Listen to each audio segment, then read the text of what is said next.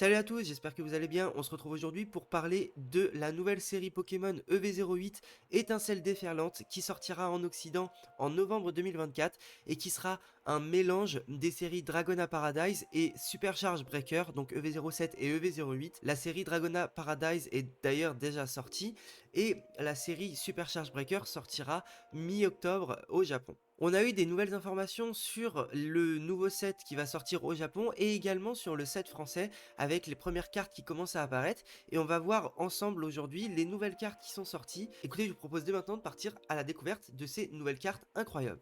Alors ce sera une surprise pour personne, mais on sait maintenant que dans la nouvelle série Étincelle déferlante, on retrouvera le Latios de Dragona Paradise en AR, ainsi que le Latias de Dragona Paradise également en SAR pour le coup. Donc là c'est sur les versions anglaises, mais du coup on sait que ce sera exactement la même chose sur la version française. Et donc voilà, là c'est les deux petites premières informations qu'on a sur le nouveau set en français. Donc des cartes qui viennent de Dragona Paradise. Il y aura probablement également le noix de coco, hein, c'est pas une vraie surprise. On sait que ces cartes-là vont sortir et très probablement dans cette nouvelle série. Mais ce qui nous intéresse le plus, nous, ça va être les nouvelles informations sur la série Supercharge Breaker, donc EV08 au Japon, qui sera probablement intégrée en très grande partie, voire même en intégralité, sur notre set français. On va commencer, donc je vais vous montrer un peu les cartes qui vont pop, mais honnêtement, il y a des cartes qui vont nous intéresser un peu plus que d'autres. Donc là, vous pouvez voir un petit peu le Chochodile, le score vilain en X, qui nous intéresse pas trop. Mais par contre, on va passer tout de suite à des cartes qui, personnellement, me parlent beaucoup plus. Cette Milobellus X, qui est vraiment très très belle. Le dessin est vraiment magnifique, le Pokémon est, je trouve, très bien représenté. Pour une simple X, je trouve qu'elle est très bien travaillée et j'apprécie énormément l'illustration. On va voir ensuite qu'il y a une autre carte incroyable de Milobellus. D'ailleurs, vous l'avez probablement vu parce que je l'aurais mise en miniature probablement. Ensuite on va se retrouver avec le cadoiseau du futur, je sais plus comment il s'appelle, Hôte de fer probablement. Derrière on va se retrouver avec le Pikachu, donc celui-là on le connaissait déjà, c'est le Pikachu X classique Terra Crystal du coup de la série. On sait qu'il sera dans la série française simplement parce que le TB de Étincelle déferlante est à l'illustration de Pikachu, donc on sait qu'il sera dans la série. Ça c'est pas une surprise. Mais vous allez voir qu'il y a également d'autres cartes qui sont sorties de Pikachu qui sont également magnifiques. Donc là on va avoir du Magnéton, Magnézone, petit Togepi, un petit Togekiss qui sera en holographique. Derrière on aura Crelf, Créfadet, Créfolet. Vous allez voir une petite dinguerie aussi par la suite. Voilà, des petites cartes ex dont on se fout un petit peu. Petit flotte mèche, sera même pas en holographique. Moi j'aime bien ce Pokémon. Moi je trouve qu'il ressemble quand même pas mal à Feu Forever, donc ça me parle. Ensuite on va avoir le petit Trioxide ex Terra Crystal. Toutes les ex de la série sont plus ou moins Terra Crystal. J'ai l'impression qu'il n'y a pas beaucoup d'ex classiques comme on pouvait voir au début des séries. On va avoir un petit Eternatus du coup en holographique. Encore une fois, quelques petites ex. Là, on voit un Monoflemid X qui n'est pas Terra Crystal. C'est assez rare pour le remarquer dernièrement. Ensuite, on va retrouver trois petites nouvelles cartes Ace. Donc, je sais pas à quoi elles correspondent, mais comme je joue pas au TCG, de toute façon, ça m'intéresse pas spécialement. À voir si elles sont jouées ou pas dans le TCG, parce que ça pourra faire varier légèrement la cote de la carte, en tout cas sur la sortie de la série. Et maintenant, on arrive aux cartes intéressantes selon moi. On va se retrouver d'abord avec ce petit Barpo. Je sais pas ce que vous en pensez, dites-moi dans les commentaires. Honnêtement, moi je trouve que la carte est vraiment très belle. Barbeau du coup qui est la sous-évolution de Milobellus. On a vraiment le contraste, je trouve, qui est flagrant et qui est bien représenté entre les cartes de Milobellus et de Barbeau. Barbeau qui est un Pokémon un peu moche, on va dire, qui n'est pas très élégant en tout cas, qui n'est pas joli, qui n'est pas agréable à regarder. On le voit là, qui a un regard un peu perdu, qui sait pas trop ce qu'il fait, sait pas trop où il va. Le décor est quand même très joli, hein. On pourrait s'attendre à un décor qui est un peu sale, un peu dégradé. Là, je trouve que c'est assez joli, mais on voit que c'est pas dans une eau bleu turquoise, c'est une eau qui est assez verte, qui est peut-être dans la vase en dessous de lui. La carte ne dégage pas en effet une pureté, en tout cas, on ne sent pas cette espèce de beauté qu'on pourra voir avec la carte qu'on va voir par la suite de Milobellus. Ensuite, on va avoir le Créfolet en AR. Alors la carte, moi je la trouve vraiment super belle, mais je sais qu'il y a pas mal de gens qui vont pas aimer la carte parce que le style du dessin fait que bah C'est pas une illustration standard. Le Pokémon qui n'est pas lisse également, on peut voir, alors j'allais dire des imperfections, non, parce que c'est fait exprès, mais on peut voir que justement le Pokémon n'est pas lisse et donc ça donne un peu plus de relief à la carte. Ça peut peut-être faire penser un petit peu dans le style à certaines autres AR qu'on a vues dernièrement. Honnêtement, moi je la trouve très très jolie. On n'a pas eu d'infos sur des potentiels AR de Créelf et Créfadet. Honnêtement, je pense que ça serait vraiment très très bon de faire des AR de ces deux autres Pokémon parce qu'on pourrait avoir le trio réuni et ça serait vraiment super cool pour la collection.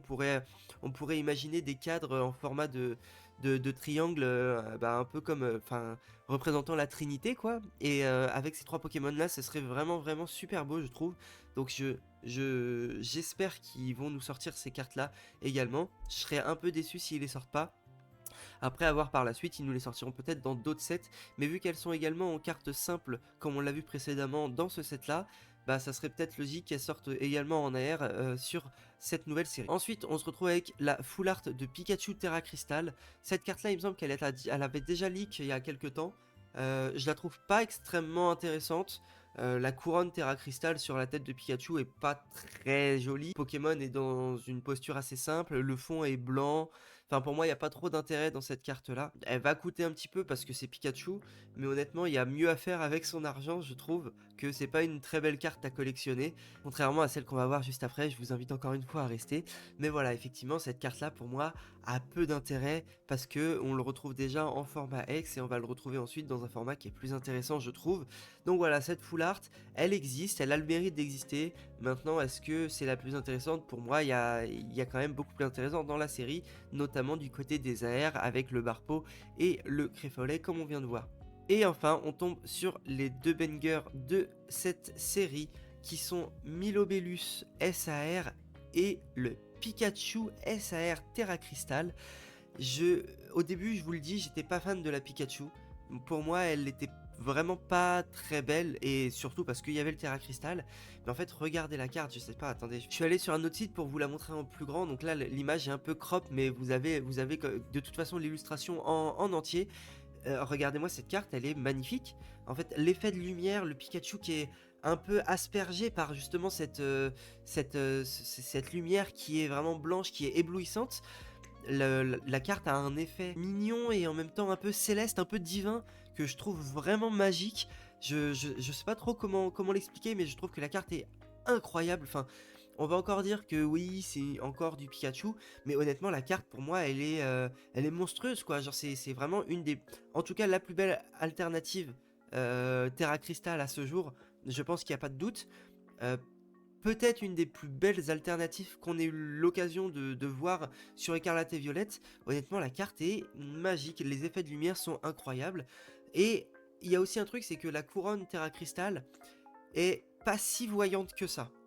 On voit les cristaux au-dessus, on voit les trucs de toutes les couleurs, mais c'est pas l'illustration principale de la carte, contrairement à la full art où on voit le Pikachu en entier et on voit la tête avec la couronne en entier également. Ça, je trouve que ça rentre pas très bien dans l'illustration. Autant là, je trouve que ça s'intègre extrêmement bien. C'est un petit peu caché également par le nom du Pokémon et par au niveau des HP et tout ça. Et honnêtement, je trouve que la carte est vraiment vraiment très très belle. Je me répète, mais parce que je suis pas très fan des cartes de Pikachu en général parce que je sais effectivement qu'on force souvent avec. Mais là, pour le coup, j'ai rien à dire, quoi. La carte est vraiment trop belle. Et, euh, et le fait qu'elle soit Terra Crystal permet d'avoir les bords multicolores, qui rajoute également quelque chose d'intéressant à la carte, je trouve. Et donc voilà. Et finalement, je voulais finir par ce Milobellus Alternative, qui est pour moi une carte splendide. Je vous ai déjà dit mon amour pour la troisième génération, pour les Pokémon comme Milobellus, qui sont des Pokémon que j'affectionne particulièrement. Je trouve que la carte est vraiment très très belle. Et on peut faire le rapprochement avec la carte de Barpo qu'on a vu juste avant. Donc on voit les herbes qui sont en dessous du Milobellus, qui représentent en fait l'image du Barpo en AR qu'on a vu juste avant. Donc le Barpo qui se situait dans la zone un peu plus verdâtre au fond de l'eau.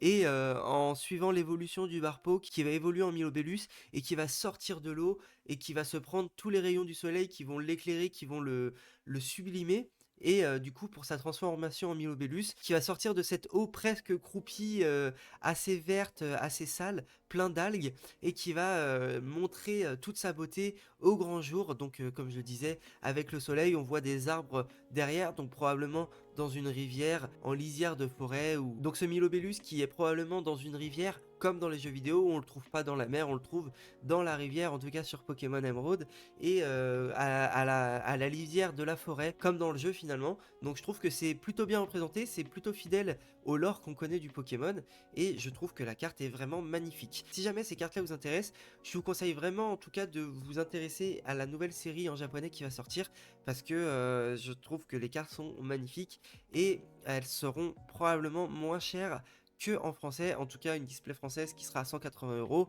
une display japonaise vous pourrez la trouver à 40-50 €. Honnêtement c'est imbattable. Si vous voulez essayer de tirer ces cartes là par vous-même, c'est vraiment le meilleur coup à faire, je trouve. Écoutez, c'est tout pour cette vidéo qui va être pas très longue, peut-être une dizaine de minutes, peut-être un peu plus. On finit sur cette page là avec ces deux alternatives qui sont pour moi magnifiques.